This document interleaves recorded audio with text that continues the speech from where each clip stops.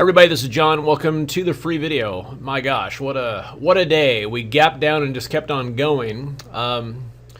These charts don't necessarily do it justice. We can take a look here at a kind of a 39-minute chart. Really the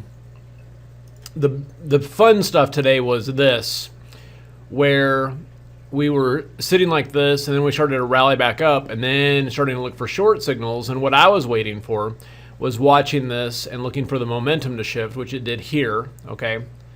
So we started shorting the S&Ps in the room, and we had to actually sit there for a while. This was like concrete, just chewing through. Target was the fire line at 1901, and boom, we went right down into there to the close and took profits. So the question is, and at any time like in the room, when I'm shorting the S&Ps, we're also doing the same thing where we're buying puts on the spiders, and essentially just focusing on market movement. What is this market going to do? And then you can see here that we've just been stair-stepping down on the NASDAQ. This is essentially the mean here, right? So if you come down from away from the mean, one standard deviation, you kind of pop back and vice versa. And that's a good reminder that in this kind of a market, if you don't chase it, don't short it at the lows right there. Wait for it to come back to the mean, and then you can short it. And in this kind of market, that's just very critical. All right. So the question now is what happens next. One thing to keep in mind for tomorrow. All right. Well, of course, the skew's high, so that means we could get a much bigger sell-off at any time. It was actually 130 yesterday. VIX obviously is high, but take a look at the trend. Okay, trend, a reading over 2. 80% of the time you get a rally the next day. Here we are at 4. Now, had a lot of questions on this today. In this kind of environment, one thing to keep in mind is if the trend is that high, which represents an extreme oversold condition, and if the markets don't bounce, then we're setting up for a potential crash. Okay, so it makes it kind of difficult for tomorrow, except the idea that just, hey, let's just buy it and hope it all is fine, keeps that pretty real. And look at the weekly squeeze, just triggered short. So at this point, we did hold a little bit of shorts on overnight with the idea that, if we got a one-day trend bounce, that maybe it just brings us up to the 8 EMA and we roll over and die. I don't think a high trend means we bottom. We certainly could rally a little bit.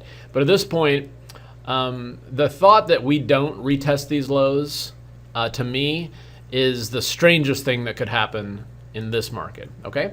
The other thing to keep in mind is that a strong euro has been coinciding with a weak market, and today, as the euro was strengthening, the stock market was rolling over, and of course the Fed came out today with very dovish comments like, "Oh, we're sorry, we're not going to scare anybody, we're not going to do anything." So take that for what you will. Of course, they have to say that. And then the VIX futures here, you can see they just kind of keep on climbing. I want to see where we got in terms of, and look at the volume today. Huge, not today, but the volume here recently.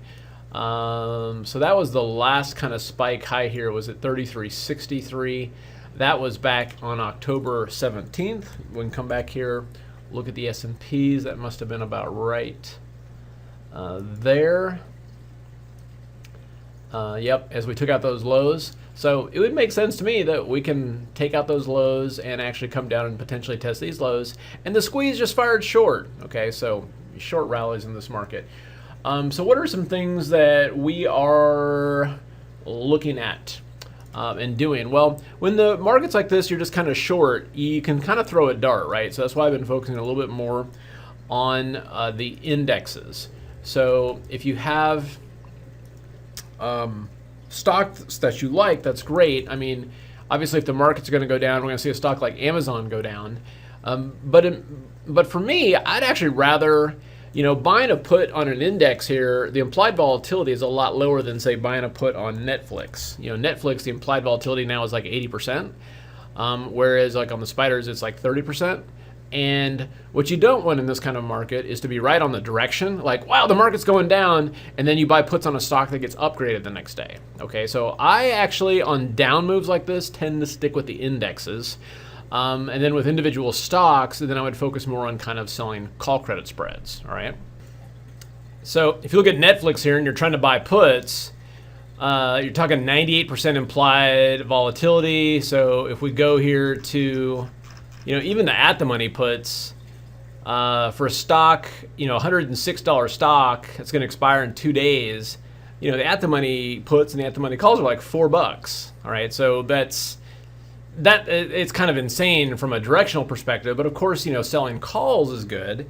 And then compare this to, say, the spiders, where implied volatility is 32%. Okay, and you can see that the 190s, which is at the money here, or 191, 192s, I guess if you're going to get technical. It's just not as bad. But you can see that there's a lot of premium in this, and so I like the idea of selling options here on stocks like Netflix. But then if you're going to go directional, do the spiders, or this is the kind of market where futures actually come into play as well. All right, last but not least, a couple questions. I'm doing a class on IPOs, and if you're getting this, if you want to attend tonight, great, or you just want to sign up and get the webcast or get the recording, that's fine. It's just a quick 2-hour, $97 class, and you might think, why are you doing an IPO class now? This is actually one I've been wanting to do for a while. The IPO market isn't over. There's still going to be these great opportunities, but here's the key stat I want to see for you guys here. So what % of bases make a model stock move? You guys know I love cup and handles, okay? But if you look at the thing with the highest probability, it's an IPO base. And if you guys understand, the IPO base, when it sets up, is not only the highest probability trade, but it is the highest percentage move that you're going to get, okay? And a lot of the times, the base doesn't even form until options are available, and then we can do this with leverage. And so what I'm going through is going through and showing you these setups, because this is one of those home run type situations where, regardless of what's going on in the market, the IPOs are going to kind of do their thing, and it's just something that you guys need to be aware of, because in this kind of environment, when things are really, really crazy, it's good to have a couple of tricks up your sleeve that are less dependent on the overall market. Because if everything you're doing is dependent on the S&Ps, then you're either 100% positioned correctly or you're 100% positioned wrong. You want to have some stuff going that is not dependent on the markets. All right, so this is the link, simpleroptions.com/options IPO or option SIPO, depending on how you read that.